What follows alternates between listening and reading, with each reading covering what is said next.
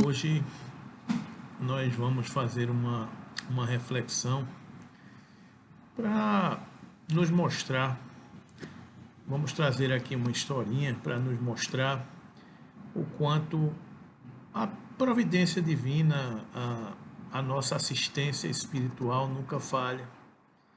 Vocês devem conhecer o espírito do Dr. Bezerra de Menezes. E tem uma história muito interessante dele, que conta que quando ele veio do Ceará, ele nasceu numa cidade chamada Riacho do Sangue, no Ceará, em 1831, e ele veio estudar no Rio de Janeiro. Quando as dificuldades começaram a acontecer na sua terra, ele veio estudar medicina no Rio de Janeiro, e ele tinha uma família até com condições de mantê-lo socialmente, mas a crise e a seca fez com que ele viesse para o Rio de Janeiro, ainda jovem, 16, 17 anos, para enfrentar, construir a sua carreira profissional.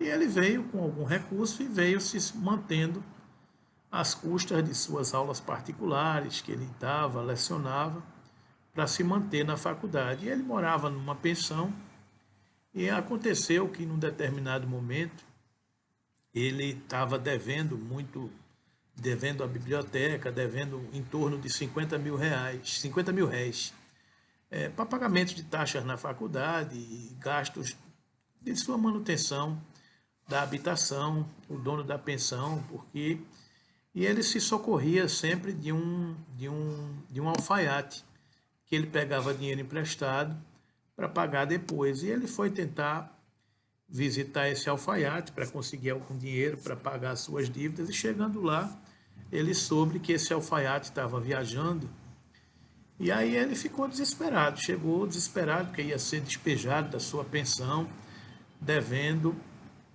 e uma das raras vezes que ele se desesperou na vida. E ele ergueu os olhos aos céus e orou pedindo ajuda, pedindo uma luz, um esclarecimento. E alguns dias depois, bateu-lhe a porta um rapaz jovem e com atitudes educadas, que pretendia contratá-lo para aulas de matemática.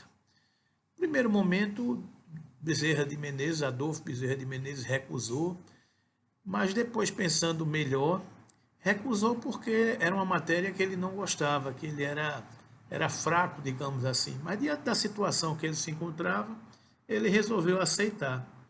Aí o rapaz, a pretexto de dizendo que poderia esbanjar da sua mesada recebida do pai, pediu-lhe licença e efetuou antecipadamente um mês de pagamento das aulas particulares, que foi exatamente a quantia que ele estava precisando para saldar as suas dívidas.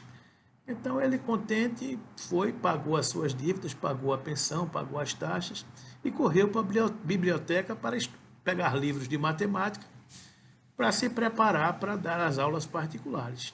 No dia combinado para o rapaz chegar, ele não veio. No outro dia também não veio, e assim foi. E acabou que o rapaz nunca mais apareceu.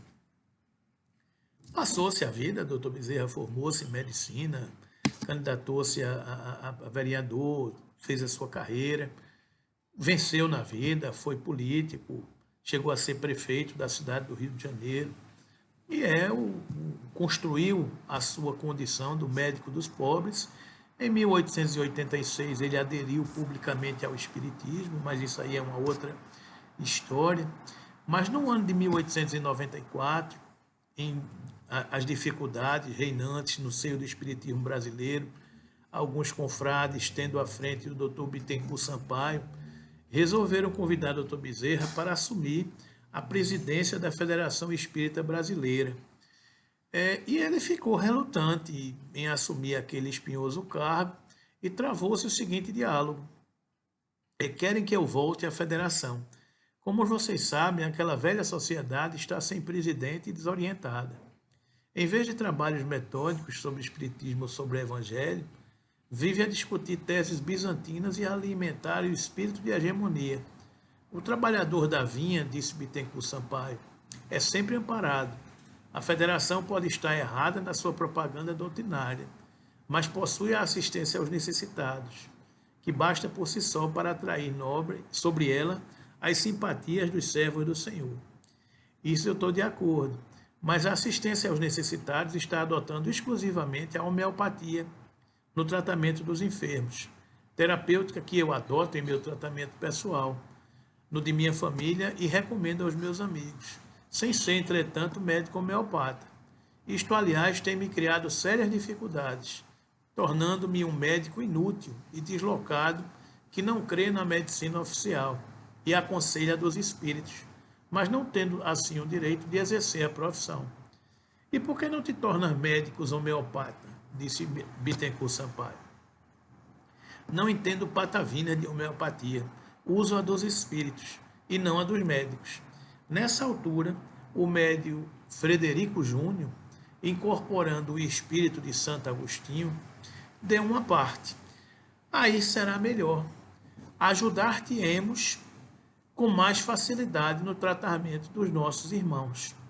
Como bondoso espírito, tu me sugeres viver do espiritismo? Não por certo. Viverás de tua profissão, dando ao teu cliente o fruto do teu saber humano. Para isso, estudando a homeopatia, como te aconselhou nosso companheiro Bittencourt.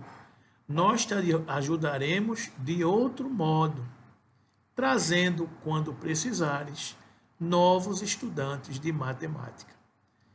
Então, queridos amigos, está aí a confirmação de como o alto atua, age, nos ajuda o tempo todo. Quantos estudantes de matemática não foram enviados para as nossas vidas? Quantos estudantes de matemática não bateram as portas de nossa encarnação, trazendo o benefício, a ajuda, o amparo, o consolo, a oferta de luz? E quantas vezes ainda duvidamos que eles existem, que eles estão em toda parte? Então, esse é apenas um pequeno caso para falar da nossa necessidade de alimentar a nossa fé, de alimentar as nossas convicções de que o amparo e de que o amor do alto nunca falha. Vocês vejam, o doutor Bezerra, relutante em assumir o encargo de presidente da Federação Espírita porque teria dificuldades. Aí vem um espírito mentor espiritual seu, do Espírito de Santo Agostinho, e diz: não se preocupe, porque se você tiver dificuldade, nós enviaremos outros estudantes de matemática. É a nossa vida, queridos amigos. Estamos recebendo diariamente os estudantes de matemática para nos auxiliar nessa transição que todos nós passamos. E o bom é que são muitos estudantes que nos ajudam, que nos auxiliam. Nenhum de nós, nenhum de vocês está desamparado, está desassistido. Todos nós contamos com o concurso dos nossos guias e mentores espirituais, que nos assistem, que conhecem as nossas dores, as nossas necessidades, e que no momentos oportunos, assim que possamos abrir as portas para receber o auxílio, eles estão presentes. Então que oremos, que confiemos, que saibamos que o amor do alto nunca desampara, que o amor de Deus nunca está distante e ausente, que Jesus sempre nos mostrou os caminhos e que permite que esses emissários de paz que trouxemos hoje aqui essa história com o nome de estudantes de matemática, eles sempre nos enviam o auxílio que necessitamos, na hora que necessitamos. Confiemos, queridos amigos e irmãos, e saibamos que esse amor é permanente, nunca falta, nunca falha e sempre está disponível. Que Jesus nos abençoe sempre.